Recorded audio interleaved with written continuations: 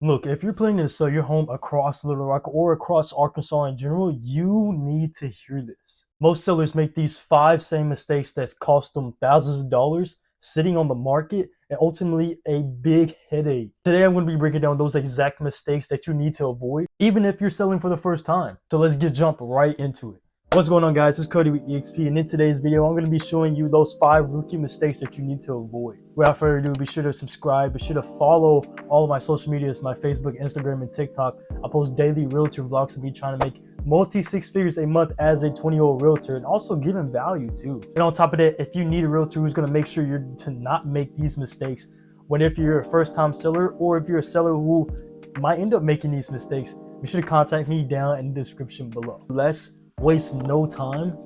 Let's jump right into the video. Number 1, overpricing your home because you think it's worth more. I've seen this several of times. Every time I will take an expired listing, take a listing that just came out the market, most of the people will say, I know my home's value, I know my home's worth, I know what I'm going to sell it for, or I don't got to sell it. That's cool. You don't have to sell it.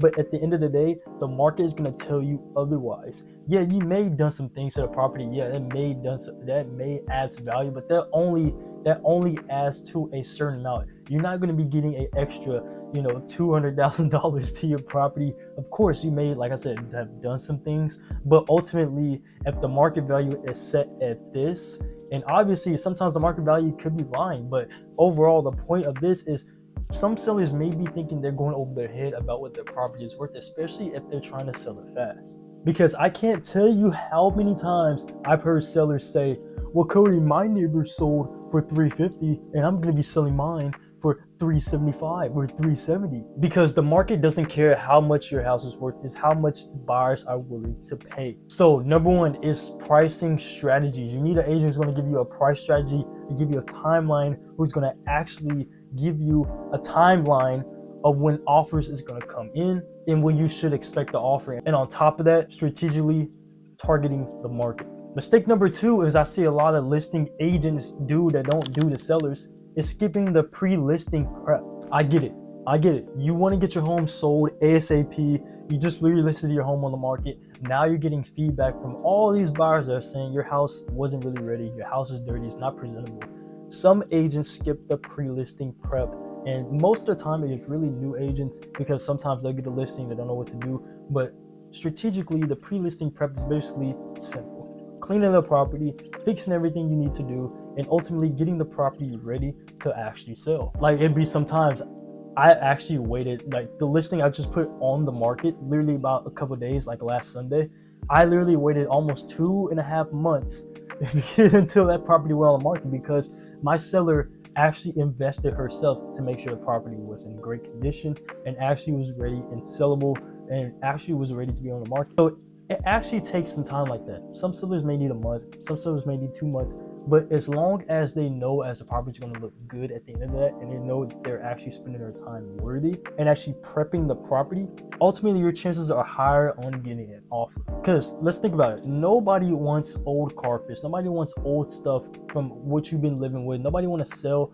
the property as is unless it's an investment property. Nobody wants to walk into a messy house, especially if you're trying to demand top dollar for it. But real quick, if you're already enjoying this video, be sure to subscribe. And if you're looking for agents to automatically get you ready for these steps, be sure to contact me in the description below again. Let's waste no time, man. Let's actually get a great offer for your property. Number 3, oh my God, hiring the cheapest agent you can find. Guys, I've seen so many sellers beyond just this got to be worse than just saying I know what my property's worth. I know the cheapest agent who can do it. Guys, because there's so much commission factors to this. Some sellers may get a agent who was going to do 1% or is going to do 1.5%. Guys, you got to realize that if an agent can't negotiate on behalf of their commission, think about it. What do you think they're going to do on negotiating on behalf of your money? It depends. That's why some agents are really cheap, because they want easy access. I mean, obviously sometimes cheap agents win in the end, and they still deliver great results. Don't get me wrong for that. But some agents who are saying they would do it for less and less and less, hire cheap agents, you're going to get cheap results. and because you get cheap results, you're not happy with the results, and boom, your house is on the expire list for me to call and actually solve your problem. So that's just a short thing. Be aware who you hire. If an agent is cheap enough to do it, it might put more money in your pocket, but be aware of the agent you choose, because your agent you choose might just put a for sale sign out and just say, hey, hopefully we get a buyer. Versus me, the aggressive agent who's actually going to go pursue those buyers for you and actually get what you're looking for. Hey, it may not be cheap, but it's worth it, and you actually get your money's worth.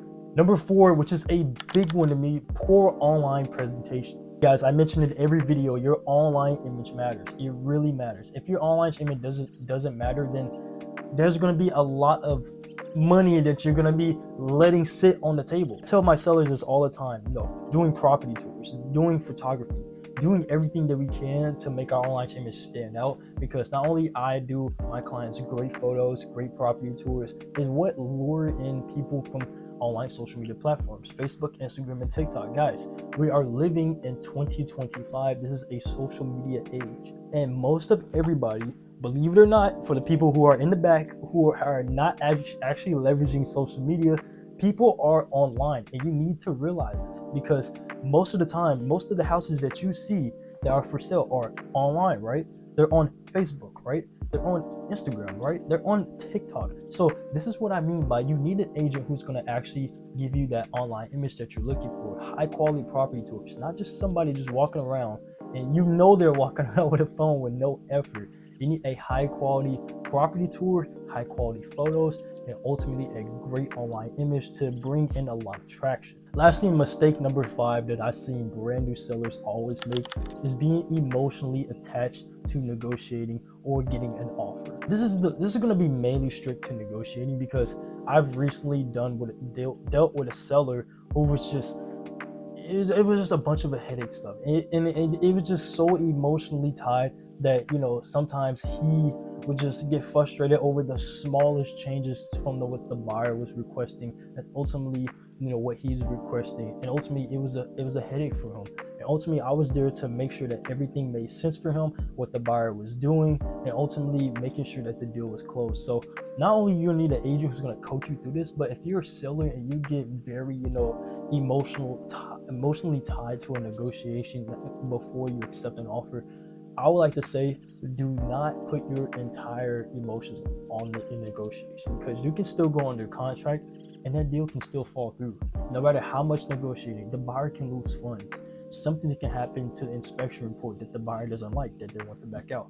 Something can happen with your side. It can be anything. So I would say, do not put your entire emotional stress into negotiating. The goal here is to maximize your return and get to the next chapter. And that is it, guys. I hope you enjoyed this video. If you want to do it the smart way in 2025 and actually demand top dollar for your property, be sure to contact me down in the description below. Let me guide you through all these steps I just showed you and effectively sell your property. And like I said at the beginning, be sure to subscribe if you want more informational videos like these. And be sure to follow all my social medias, my Facebook, Instagram, and TikTok, of me trying to make multi-six figures. And like I said always, guys, hope you guys enjoyed. I'll see you in the next one. Let's get it.